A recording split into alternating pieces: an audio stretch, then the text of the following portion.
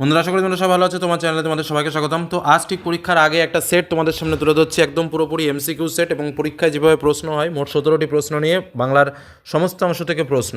তো প্রশ্নগুলো যেমন ইম্পর্টেন্ট পরীক্ষা আসার মতো, ঠিক একইভাবে তোমরা কতটা প্রিপারেশন নিয়েছো সেটাও তোমরা বুঝতে পারবে। চলো সময় নষ্ট না করে আমরা সম্পূর্ণ প্রশ্ন এবং তার উত্তরপত্রের দিকে এগিয়ে যাই। আমাদের প্রথম প্রশ্ন কী রয়েছে দেখো, গিরিশ মহাপাত্রের রুমালের ছবি আঁকা আছে, বাঘের, পাখির, হরিণের নাকি হাতির?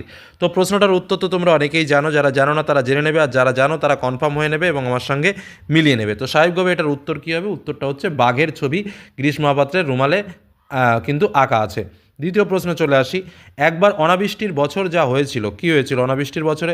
খাদ্যাভাব দেখা দিয়েছিল, বাঁধের জল ছাড়া হয়েছিল, নদীর ক্ষীণ জলস্রোত শুকিয়ে গিয়েছিল। তাহলে একবার অনাবৃষ্টির বছরে যা হয়েছিল, একবার অনাবৃষ্টির বছরে কী হয়েছিল? অনাবৃষ্টির বছরে যেটা হয়েছিল, নদীর ক্ষীণ স্রোত ধারা শুকিয়ে গিয়েছিল, অর্থাৎ উত্তর হচ্ছে কোনটা? গ দাগ। ঠিক আছে, উত্তর গ দাগ। পরবর্তী প্রশ্নে চলে আসি। সূচিপত্রে গল্পের নাম ছিল, সূচিপত্রে গল্পের নাম কী ছিল? অপশানে কী কী রয়েছে? শেষ রাত, প্রথম দিন, প্রথম স্বপ্ন নাকি প্রথম অভিজ্ঞতা? সূচিপত্রে গল্পে মানে সেই তপনের কথা কিন্তু এখানে বলা হচ্ছে। তো এক্ষেত্রে উত্তরটা কী হবে? উত্তরটা হচ্ছে তোমার সূচিপত্রের নাম ছিল প্রথম দিন, অর্থাৎ উত্তর হচ্ছে খ দাগ। ঠিক আছে, পরবর্তী প্রশ্ন চলে আসে, খুব ইম্পর্টেন্ট আরও একটা প্রশ্ন। অশুভ ধ্বনিতে ঘোষণা করলো দিনের অন্তিমকাল, শেষবেলা, প্রভাতকাল নাকি পড়ন্ত বেলা? একদম কবিতার লাইন থেকে হুবহু তুলে ধরা প্রশ্ন, খুবই ইম্পর্টেন্ট একটা প্রশ্ন। অশুভ ধ্বনিতে ঘোষণা করলো দিনের কখন? দিনের অন্তিমকাল, অর্থাৎ উত্তর হচ্ছে ক দাগ। পরবর্তী প্রশ্ন চলে আসি। তব স্বরে মরিয়া বাঁচিল, কে মরে বাঁচল? রামচন্দ্র, বীরবাহু, লক্ষণ নাকি কুম্ভকর্ণ? তব স্বরে মরিয়া বাঁচিল, কে মরে বাঁচল? তাহলে উত্তরটা কী হবে? উত্তরটা হচ্ছে রামচন্দ্র, তাই তো? পরবর্তী প্রশ্নে চলে আসি আমরা। বিশ্ব মায়ের আসন কোথায় পাতা আছে? মহাকালের বিপুল বাহুর ওপর, মহাকালের কপালে, মহাকালের বুকে নাকি মহাকালের কোলে? বিশ্ব মায়ের আসন কোথায় পাতা আছে? দেখো কবিতার লাইন তুলে তুলে কিন্তু এই ধরনের প্রশ্নগুলো হয়। উত্তর হচ্ছে মহাকালের বিপুল বাহুর ওপর। তাহলে উত্তরটা কী হবে? উত্তরটা হচ্ছে ক দাগ। পরবর্তী প্রশ্ন চলে আসি। হিমালয় যেন পৃথিবীর মানদণ্ড, কালিদাসের এই উক্তি উপযুক্ত হলো কিসের? ভূগোলের, অলঙ্কার শাস্ত্রের, কাব্যের নাকি বিজ্ঞানের? তো এই প্রশ্নটার উত্তর হচ্ছে হিমালয় যেন পৃথিবীর মানদণ্ড, কালিদাসের এই উক্তি উপযুক্ত হলো কাব্যের, অর্থাৎ উত্তর হচ্ছে গ দাগ। পরবর্তী প্রশ্নে চলে আসি। কি বলছে দেখো, প্রাবন্ধিক প্রথম ফাউন্টেন পেন কিনেছিল দ্বিতীয় বিশ্বযুদ্ধের বেশ কয়েক বছর পর, দ্বিতীয় মহাযুদ্ধের পর, দ্বিতীয় মহাযুদ্ধের আগে নাকি প্রথম মহাযুদ্ধের শেষে? একদম প্রবন্ধ থেকে ওপেন কোশ্চেন। প্রাবন্ধিক প্রথম ফাউন্টেন পেন কিনেছিল কখন? দ্বিতীয় মহাযুদ্ধের বেশ কয়েক বছর পর, অর্থাৎ উত্তর হচ্ছে ক দাগ। পরবর্তী প্রশ্নতে চলে আসি। ইতিমধ্যেই ড্যাশ মানে শূন্যস্থান রয়েছে, এর কাছে আত্মসমর্পণ করে বসে আছি, শূন্যস্থানে যে পদটি বসবে, ইতিমধ্যের পরে কোন পদটি বসবে? অপশানে কী কী রয়েছে? কম্পিউটারের কাছে, বল পেনের কাছে, ফাউন্টেন পেনের কাছে নাকি টাইপরাইটারের কাছে? তাহলে ইতিমধ্যেই ড্যাশ কাছে আত্মসমর্পণ করে বসে আছি, উত্তর হচ্ছে কি? বল পেনের কাছে আত্মসমর্পণ করে বসে আছি। তাহলে উত্তরটা কী হবে? উত্তরটা হচ্ছে খ দাগ। ঠিক আছে, পরবর্তী প্রশ্ন চলে আসি। ব্যাস বাক্যে, ব্যাস বাক্যে ব্যাস শব্দের অর্থ হলো বিস্তার, সংহত, সংক্ষেপ নাকি বিশ্লেষণ?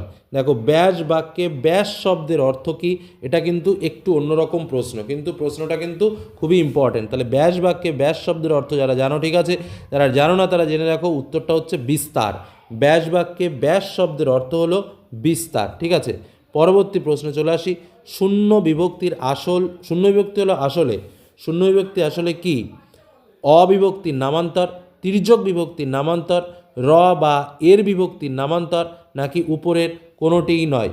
শূন্য বিভক্তি হলো আসলে কি? শূন্য বিভক্তি হলো আসলে অবিভক্তির নামান্তর, অর্থাৎ উত্তর হচ্ছে ক দাগ। শূন্য বিভক্তি হলো অবিভক্তির নামান্তর, মানে যে কোনো শব্দের উচ্চারণে যখন বিভক্তি থাকবে না তখন দেখবে লাস্টে একটা অ উচ্চারিত হয়। ঠিক আছে, এই জন্য বলা হয় অবিভক্তির নামান্তর। পরবর্তী প্রশ্ন। যে বাচ্যের রূপান্তর সম্ভব নয়, কোন বাচ্যের রূপান্তর সম্ভব নয়? কর্তৃবাচ্য, ভাববাচ্য, কর্মবাচ্য নাকি কর্মকর্তৃবাচ্য? উত্তরটা কী হবে? কর্মকর্তৃবাচ্য, কারণ কর্মকর্তৃবাচ্যের রূপান্তর করা সম্ভব নয়। পরবর্তী প্রশ্নে চলে আসি। মোড়ল রাখহরি বিপদে আপদে গরিবদের সাহায্য করেন। কি বললাম? মোড়ল রাখহরি বিপদে আপদে গরিবদের সাহায্য করেন। এই বাক্যে উদ্দেশ্য সম্প্রসারক হলো, উদ্দেশ্য সম্প্রসারক কোনটি?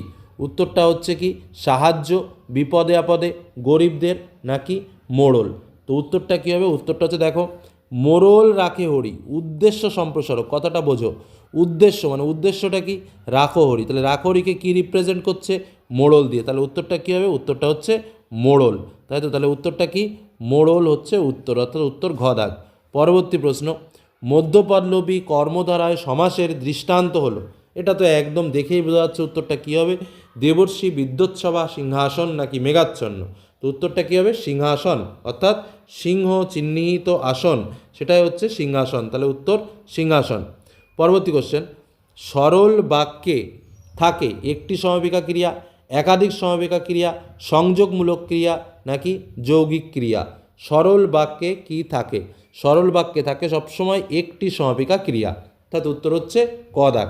পরবর্তী প্রশ্নে চলে আসি, জটিল বাক্যে অপ্রধান খণ্ডবাক্যগুলি প্রধান খণ্ডবাক্যের সঙ্গে যুক্ত হয় কটি প্রকারে? 2 প্রকারে, 3 প্রকারে, 4 প্রকারে, 1 প্রকারে। তো উত্তরটা কী হবে?